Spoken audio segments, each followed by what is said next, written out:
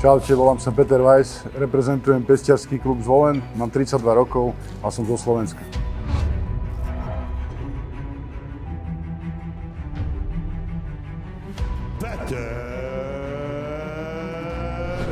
Myslím si, že som taký kľudný typ človeka.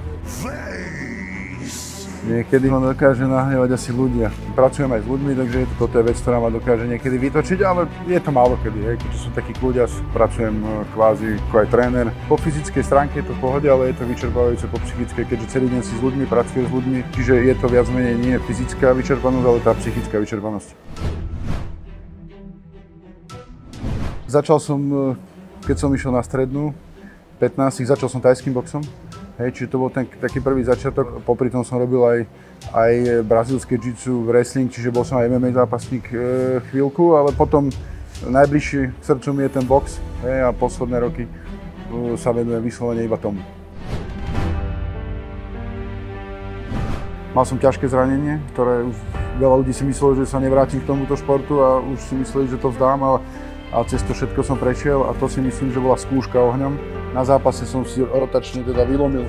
celú ramennú kosť s lopatkou, proste komplet celá ruka bola schránovaná, otrhnutá, dolámaná, čiže mám tu železo, celé to mám zmutované, dokopy pospájané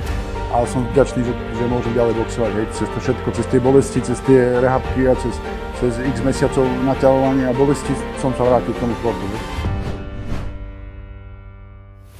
Ale tak celkovo ten Mike Tyson bol vždy taká ikona, je taký idol a určite tréner môj, ktorý takisto bol zviera a je teda v tomto boxe a má podobný štýl, toho knockoutéra, čiže to sú tí ľudia, ktorých sa učím, ktorých zliadam, čiže tak by som to povedal. Najväčší boxerský úspech myslím, že som tu, že som prišiel sem, je to nejaký taký už európsky šampionát, čiže myslím si, že toto je to najviac zatiaľ a teším sa z toho veľmi. Prihlásil som sa preto, lebo videl som to na nete, prišlo mi to ako veľmi zaujímavá ponuka. Chcem ešte boxovať, poskúšať tie zápasy, poskúšať väčšie zápasy a vyskúšať si takéto arény a zaboxovať si pred ľuďmi, čiže bola to výzva, A jednak aj tým chalanom u mňa v žime, aj celkovo v tom našom okolí ísť príkladom a nech vedia, že sa dá proste zaboxovať, aj tá vyššia liga, že vieme sa dostať trošku aj do sveta skrz toho boxu, takže myslím, že celkovo je to taká výzva, na toto som zameraný, čiže vidím to tak, že naozaj by som najbližšie roky chcel naplno boxovať a venovať sa tomu. Z vyhratých peňazí trošku by som si nalial do svojho gymu a určite by som išiel s partou na riadnu dovolenku, čo trénujeme spolu, čiže tam